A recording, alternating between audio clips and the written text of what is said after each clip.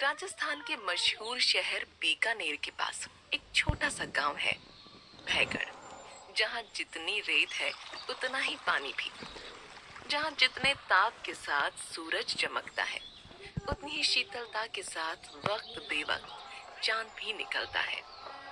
उस गांव की आबादी सिर्फ 50 लोगों की है। सुंदर, सजीले, डरे हुए लोग, डरे हुए लोग, बड़े, बूढ़े, जवान, बच्चे, सब के सब एक डर की वजह से इस गांव में रहते हैं। वो यहाँ से जा नहीं सकते। अगर उन्होंने इस गांव को छोड़ने या यहाँ से कदम बाहर रखने की कोशिश की तो इस गांव में उनके साथ बसने वाली 100 प्रेत आत्माएं गांव की सीमा पर ही उनका गला काट कर उनका खून पी जाएंगी।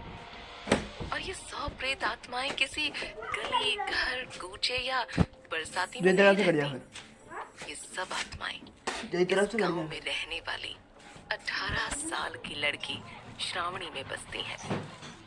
श्रावणी गांव की एक छोटी सी परचून की दुकान चलाने वाले केशव काका की बेटी। श्रावणी को देखकर किसी को यकीन ही नहीं होगा कि ये शांत, सौम्य और नाजुक सी दिखने वाली लड़की किसी आत्मा के वश में हो सकती है। बातचीत में, हंसने बोलने में, अपनी रोज की दिनचर्या में वो एक सामान्य लड़की है। और उसकी वजह ये है कि उन 100 प्रेत आत्माओं ने श्रावणी को वश में नहीं कर रखा। वो बस उसके जीवित शरीर का इस्तेमाल अपनी बात कहने और अपने अधूरे काम पूरे करने के लिए करती हैं। गांव का हर इंसान हर वक्त इसी डर से घिरा रहता है कि पता नहीं श्रावणी के अंदर कब कौन सी आत्मा जाग जाए और क्या कह दे, क्या कर दे। इसलिए जब 10 साल की उम्र में श्रावणी के अंदर से एक 34 साल के आदमी की रो रो कर आवाज आई थी और उसने गांव वालों को चेतावनी दी थी कि अगर इस गांव से श्रावणी या गांव का कोई भी इंसान अपने निर्धारित प्राकृतिक मृत्यु से पहले निकलने की कोशिश करेगा तो इस बच्ची के अंदर समाई 100 आत्माएं उसका खून पी जाएंगी। आज इस बात को 8 साल बीत चुके हैं। न श्रावणी को पता है और न केशव को कि ये 100 आत्माएं कौन हैं, श्रावणी में क्यों बसती हैं, किसी गांव वाले को बाहर क्यों नहीं निकलने देती, समय समय पर अपने गुस्से से गांव पर मुसीबत क्यों लेकर आती हैं। आज भी कुछ वैसा ही मनहूस दिन है। भयगढ़ के मुखिया चंदन लाल के यहाँ पोता पैदा हुआ है। दादा बनने की खुशी में चंदन लाल ने एक छोटा सा उत्सव रखा है। गांव के सब मुख्य लोग उस उत्सव में आए हैं और चंदन लाल को, उसके बेटे अजर और उसकी बहू रागिनी को बधाइयां दे रहे हैं। कोई भी सामान्य बुद्धि वाला यही सोचेगा कि ऐसी खुशी की घड़ी में श्रावणी या उसके पिता केशव को कोई नहीं बुलाएगा। मगर भयगढ़ में इस बात को लेकर भी एक नियम है। कोई उत्सव हो या कोई मातम, कोई खुशी हो या कोई शोक, श्रावणी को बुलाना अनिवार्य है, क्योंकि गांव का कोई भी मनुष्य श्रावणी के अंदर रहने वाली किसी भी आत्मा को नाराज नहीं करना चाहता। इसलिए कुछ ही देर में एक लाल रंग का घाघरा चोली पहने, हाथों में रसगुल्लों की एक छोटी सी मटकी लिए लहराती खिलखिलाती श्रावणी, जिसे उसके अंदर रहने वाली आत्माओं द्वारा किया गया कोई भी बर्ताव या कांड याद नहीं रहता था, वो अपने पिता के साथ उत्सव में आ गई। उसे देखकर लोग ठिठक गए, मगर श्रावणी को कुछ कहना या उसका अपमान करना मृत्यु को न्योता देने के बराबर था। इसलिए भयगढ़ के सब लोग श्रावणी से न चाहते हुए भी सामान्य व्यवहार करने की कोशिश करते थे। श्रावणी अपनी मधुर मुस्कान और खुशी भरी बड़ी बड़ी हरी आंखें लेकर नवजात शिशु को देखने आई। रागिनी ने तुरंत डर के मारे पालना पकड़ लिया, मगर उसके पति अजर ने और उसके ससुर चंदन लाल ने उससे सामान्य रहने को कहा। श्रावणी ने रसगुल्लों की मटकी रागिनी को दे दी और बड़े स्नेह से शिशु को देखने लगी। मगर शिशु को देखते देखते अचानक उसके सुंदर मुखड़े की मुस्कान बुझने लगी। उसकी हरी आंखें तूफान के बादलों की तरह काली हो गईं। उसकी आंखों में खून भरे लाल डोरे उतर आए।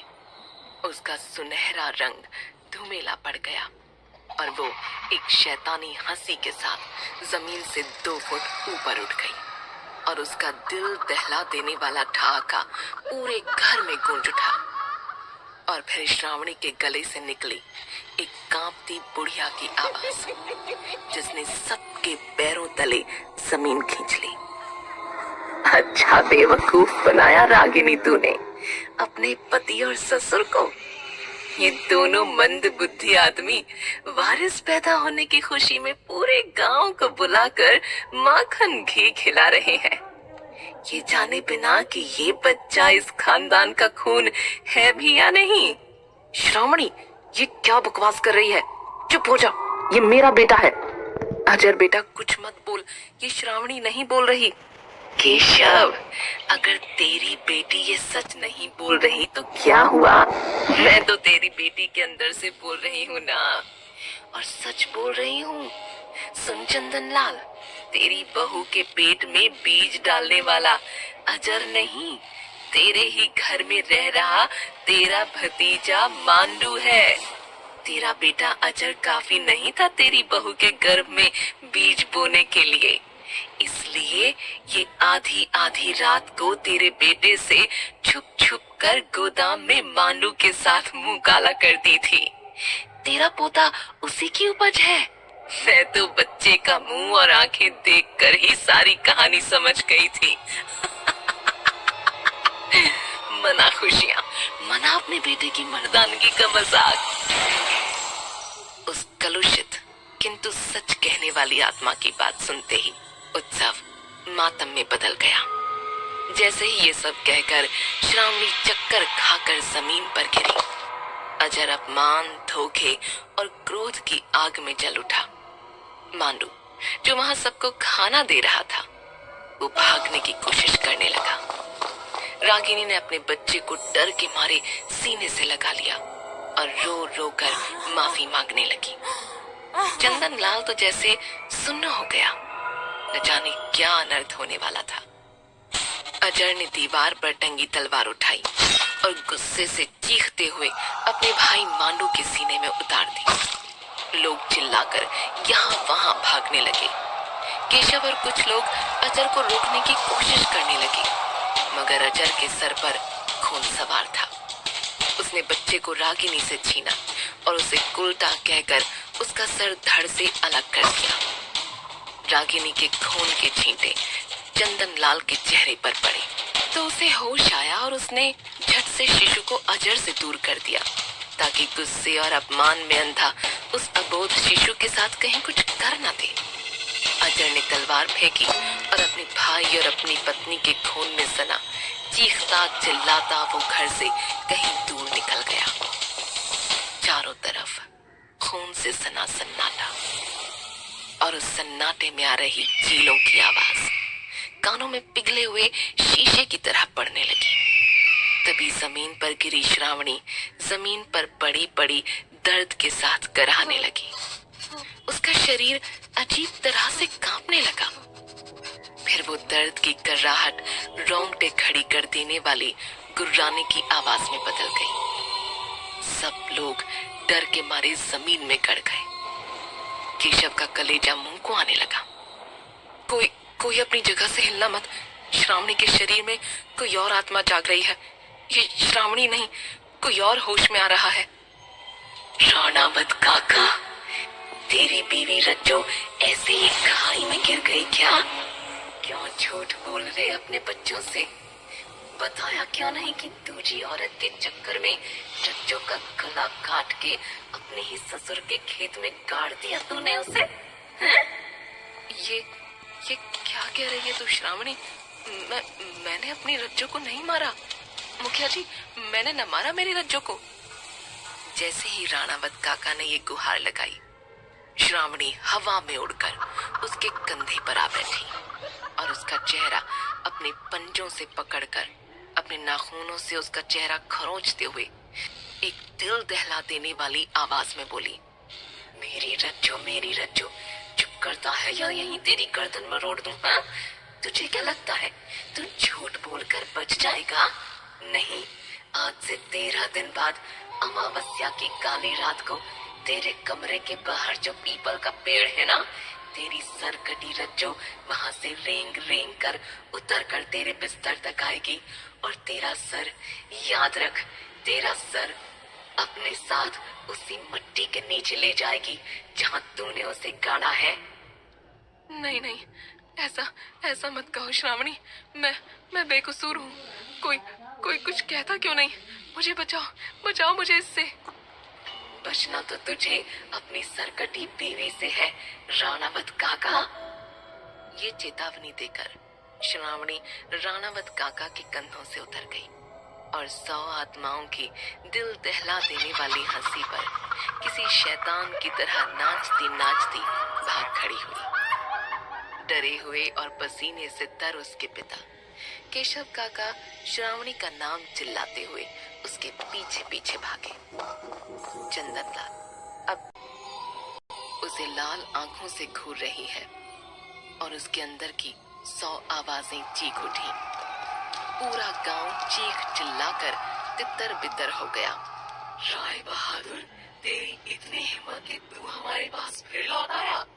हम तुझे श्रावणी से कभी शादी नहीं करने देंगे। शादी तो हम श्रावणी से करेंगे और तुम सबको अपने साथ लेकर जाएंगे। रोक सकते हो तो रोक कर दिखा दो। हम तेरा खून पी जाएंगे, तू कभी श्रावणी से शादी नहीं कर सकेगा।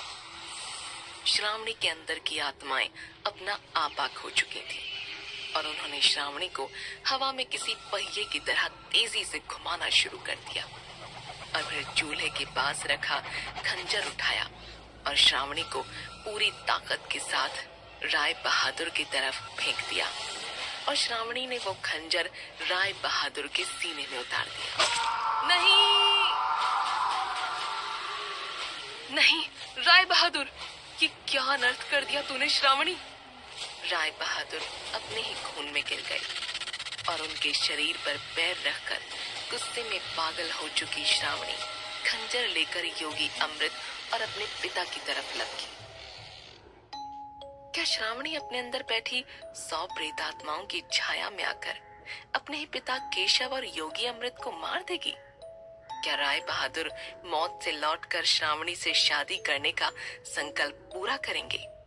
क्या श्रावणी उसके अंदर बसी हुई 100 प्रेतात्माएं राय बहादुर और उनकी श्रावणी से शादी करने की जिद इन